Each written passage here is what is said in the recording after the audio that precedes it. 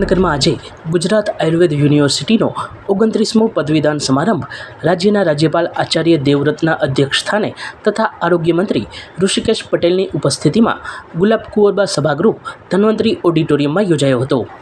કાર્યક્રમમાં રાજ્યપાલ આચાર્ય દેવવ્રત અને આરોગ્ય મંત્રી ઋષિકેશ પટેલ ઉપરાંત મેયર વિનોદભાઈ ખીમસુરિયા, સાંસદ પૂનમબેન માડમ, આયુષના ગુજરાતના નિર્દેશક જયેશ પરમાર, યુનિવર્સિટીના incharge vice chancellor doctor Nareshkumar Jain, assistant registrar doctor AP Chavda સહિતના મંચસ્થ મહાનુભાવો દ્વારા દીપ પ્રાગટ્ય વડે કાર્યક્રમનો શુભારંભ કરવામાં આવ્યો હતો। ધારાસભ્ય દિવ્યેશભાઈ અકબરી તથા Rivaba Jadeja, collector Ketan Thakkar, commissioner DN Modi, SP Premsukh Delu, શહેર ભાજપ પ્રમુખ બીનાબેન કોઠારી, ઇટ્રાના ડાયરેક્ટર ડૉક્ટર તનુજા નેસરી સહિતના મહાનુભાવો અતિથિ થયા હતા। Incharge vice chancellor doctor Nareshkumar Jain દ્વારા સ્વાગત પ્રવચન કરવામાં આવ્યું હતું। ત્યાર પછી આરોગ્ય મંત્રી ઋષિકેશ પટેલ દ્વારા પ્રાસંગિક પ્રવચન કરવામાં આવ્યું હતું। તેમણે નવોદિત વૈદ્યોને આયુર્વેદમાં વિશ્વાસ રાખવાનું આહ્વાન કરી તેને સમાજમાં પૂર્ણ પ્રતિષ્ઠા અપાવવાની હાકલ કરી હતી। તેમણે દાદીમાના વૈદ્યનો ઉલ્લેખ કરી રસોડામાં રહેલા મસાલિયાને ઔષધ બોક્સ ગણાવ્યું હતું। રાજ્યપાલ આચાર્ય દેવવ્રત દ્વારા અધ્યક્ષ સ્થાનેથી પ્રવચનમાં આયુર્વેદની પ્રાચીનતા અને ઉપયોગિતાનો ઉલ્લેખ કરવામાં આવ્યો હતો। તેમણે આયુર્વેદને સનાતન હિન્દુ ધર્મના વેદોનો ઉપવેદ ગણાવી આયુર્વેદને ઋષિ વિદ્યા ગણાવી હતી। ઋષિ શબ્દનું જ અપભ્રંશ રિસર્ચ સ્કોલર થયું હોવાનું જણાવી તેમણે આયુર્વેદને અનુપમ અદ્વિતીય વિદ્યા ગણાવી હતી। તેમણે દાયકાઓ પહેલાં પોતાને થયેલ આંતરડાની ગંભીર બીમારીનો ઉલ્લેખ કરી તેમને આયુર્વેદના માધ્યમથી નવજીવન પ્રાપ્ત થયું હોવાનું જણાવી આયુર્વેદ પર અતૂટ વિશ્વાસ રાખવા માટે નવોદિત વૈદ્યોને આહ્વાન કર્યું હતું।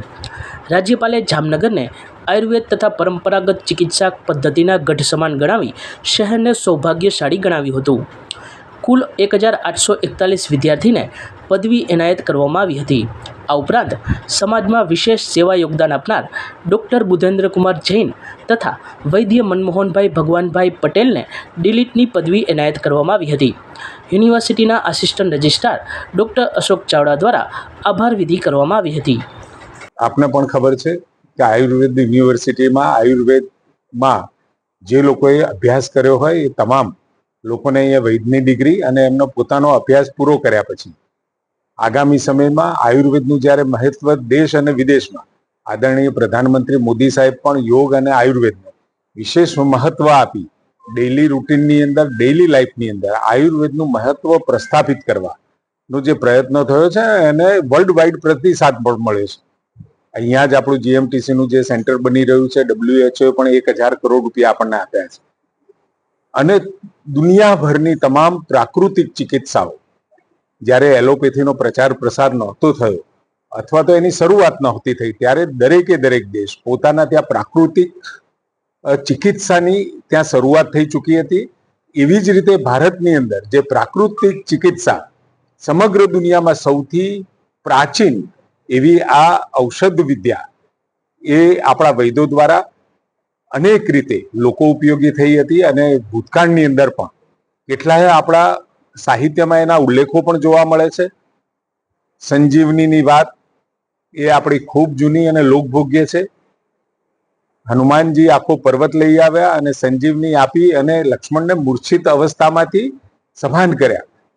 એવા અનેક વિષયો સાથે જ્યારે આયુર્વેદ પ્રચલિત હતું પરંતુ એલોપેથીના પ્રચાર પ્રસાર પછી ક્યાંક ને ક્યાંક એની મહત્તા ઓછી થઈ એવું સમાજને પ્રતીત થયું। પરંતુ આની જે ડેપ્થ છે, આનું જે નોલેજ છે એ પ્રાચીન કાળથી જે ચાલુ આવ્યું છે એનો ઉજાગર કરવા માટેનો પ્રયત્ન જે થયો આજે આપણને ખૂબ આનંદનો વિષય છે કે હવે આયુર્વેદને આવતા સમયની અંદર લોકો સુધી લોકભોગ્ય બને અને એમાં પણ ક્રોનિક ડિસીઝમાં એ ખૂબ ઉપયોગી થાય એવું છે। જીરિયાટ્રિક કેર છે કે પીડિયા કેર છે કે ડિલિવરી વખતે માતા જ્યારે સગર્ભા હોય ત્યારથી લઈ અને બાળકનો જન્મ થાય ત્યાં સુધી આ બધી જ પ્રકારની જે સેવાઓ છે એ સેવાઓમાં આયુર્વેદનું મહત્તમ પ્રદાન થાય એ બાબતમાં આપણે પણ વિચારી રહ્યા છીએ અને ગુજરાત સરકાર દ્વારા એનો મહત્તમ પ્રચાર પ્રસાર અને એ બાબતનું જ્ઞાન વધુમાં વધુ અને સારવારનો લાભ લોકો લે એના માટેના પ્રયત્ન થઈ રહ્યા છે। આયુષ મેળા પણ કરીએ છીએ, હેલ્થ ને વેલનેસ સેન્ટરમાં આપણે આયુર્વેદાચાર્યની પણ નિમણૂક કરીએ છીએ યોગનું મહત્વ અને યોગ પણ ત્યાં આપણે શીખવાડી શકીએ એ પ્રકારની, અને ખાસ કરી એનસીડીઝના રોગમાં પણ આનો ખૂબ મોટો મહત્વનો ફાળો છે. આજે ખાસ કરીને પદવીદાન સમારોહ યોજાયો છે. આજે રાજ્યપાલ શ્રી આદરણીય મહામહિમ શ્રી આચાર્ય દેવવ્રતજીના અધ્યક્ષસ્થાન પણા હેઠળ તમામે તમામ વિદ્યાર્થીઓના આજે ડિગ્રીઓ એનાયત કરવામાં આવશે. કેટલાક લોકો પીજી કરશે, કેટલાક લોકો સીધા પ્રેક્ટિસમાં પણ જશે. પરંતુ મારે જે અહીંયાથી ગ્રેજ્યુએશન લઈ અને બહાર નીકળતા વિદ્યાર્થીઓ છે એમને એક જ સંદેશો છે, તમે તમારા જ્ઞાન, તમારા કૌશલ્ય ઉપર વિશ્વાસ રાખજો. ગમે તેવા કદાચ વેઇટિંગ પીરિયડ હોઈ શકે, પરંતુ તમે તમારા પોતાના જ્ઞાન ઉપર જો વિશ્વાસ હશે તો મેળવેલું જ્ઞાન એ લોકો સુધી પહોંચાડવા માટેની જહેમત તમે જો ઉપાડશો અને તમે પોતે વિશ્વાસ રાખશો તો જ લોકો એના ઉપર વિશ્વાસ રાખશે.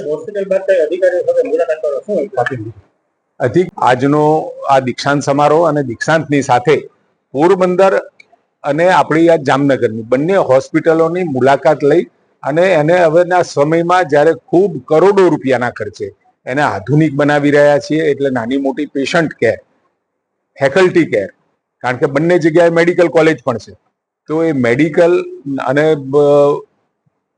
750 કરોડના ખર્ચે અહીંયા જામનગરમાં અમારા ધારાસભ્ય શ્રી ભાઈ દિવ્યેશભાઈ, બીજા ધારાસભ્યો, માનનીય સંસદ સભ્ય શ્રી અને તમામ દ્વારા અનેક વાર અવારનવાર આ હોસ્પિટલને એક નવું અનેરું ગૌરવ પ્રદાન થાય એની રજૂઆતો હોય છે. એ રજૂઆતના અનુસંધાનમાં પણ મુલાકાત લેતા પેશન્ટ કેર, વિદ્યાર્થીઓની માવજત, ભણતા વિદ્યાર્થીઓની કે નાની મોટી મુશ્કેલી હોય અને જે અહીંયા પ્રેક્ટિસિસ કરતા હોય અથવા તો જે સર્વિસીસ કરતા હોય એ તમામ ડોક્ટરો સાથે મુલાકાત લઈ અને ભવિષ્યનું વિઝન આપણું શું છે એના ગોલ સાથે ચાલવાની આ મિટિંગ હતી. સેટેલાઇટ સેન્ટર દ્વારા સમગ્ર ગુજરાતની અંદર એ વ્યવસ્થાઓ ઊભી કરી રહ્યા છે, પરંતુ એને થોડો સમય જતો હોય છે. આપણે બરોડા, સુરત અને રાજકોટ એ તમામ જગ્યાએ આપણું જે યુએન મહેતા હોસ્પિટલ કે જે આપણી હાર્ટ માટે સ્પેશિયલાઇઝ કામ કરે છે, કેન્સર માટે ગુજરાત કેન્સર રિસર્ચ સોસાયટી એ પણ કામ કરી રહી છે. આ બંનેની દરેક જગ્યાએ આ બંને સંસ્થાઓ થકી સેટેલાઇટ સેન્ટર બને અને સીધી સારવાર ત્યાં મળી શકે એ પ્રકારના પ્રયત્નો ચાલુ છે. અને દરેક રિજિયનની અંદર, ચાહે મધ્ય ગુજરાત હોય, સૌરાષ્ટ્ર છે, દક્ષિણ ગુજરાત છે, તમામ જગ્યાએ આ બધી સવલત ત્યાં ને ત્યાં મળી રહે એ માટેનો સરકારે પ્રયત્ન ચાલુ કર્યો છે. કેવળ મેડિસિટીમાં જ નહીં, પરંતુ રિજિયન વાઇઝ આ અને અમદાવાદ ઉપર પણ સ્વાભાવિક છે કે ત્યાં સેટેલાઇટ સેન્ટર થાય, ત્યાં આગળ કાર્ડિયાકની અને કેન્સરની સગવડ મળતી થાય તો એના કારણે અમદાવાદ ઉપરનો પણ ધસારો ઓછો થાય. કારણ કે અમદાવાદમાં અત્યારે બહારના રાજ્યના લોકો પણ આવી રહ્યા છે અને વિદેશમાંથી પણ લોકો આવી રહ્યા છે. એટલે એકંદરે દરેક રિજિયન વાઇઝ આપણે સ્પેશિયાલિટી ફેસિલિટીનો ઉમેરો કરતા જઈએ એમ સમાન પ્રમાણે આ પેશન્ટની પણ આવતા વર્ષે મળશે. ઋષિકેશભાઈ, ખાસ કરીને ગુજરાતીઓ જે ભૂસ્ખલનમાં ફસાયા છે એમના માટે રાજ્ય સરકાર દ્વારા રામબાગ, જમ્મુ કાશ્મીરની અંદર જે ભૂસ્ખલન થયું એ ભૂસ્ખલનના કારણે આપણા ગુજરાતીઓ ફસાયા છે એવા સમાચાર મળતાની સાથે આદરણીય ભૂપેન્દ્રભાઈ અને ગૃહ વિભાગમાં માનનીય હર્ષભાઈ બંને હરકતમાં આવ્યા અને તરત જ જેવા સમાચાર મળ્યા એની સાથે જ જમ્મુ સરકાર, રાજ્ય સરકાર સાથે અને જે વિસ્તારમાં આ બનાવ બન્યો એ વિસ્તારની અંદર એસપી અને કલેક્ટર કચેરીનો સંપર્ક સાધી આ તમામે તમામ ગુજરાતીઓને બચાવી લેવા આવ્યા છે. એમને રહેવાની વ્યવસ્થા, જમવાની વ્યવસ્થા અને હવે એમને શિફ્ટિંગ કરીને ગુજરાત લાવવાની વ્યવસ્થા ચોક્કસ કરી દઈશું.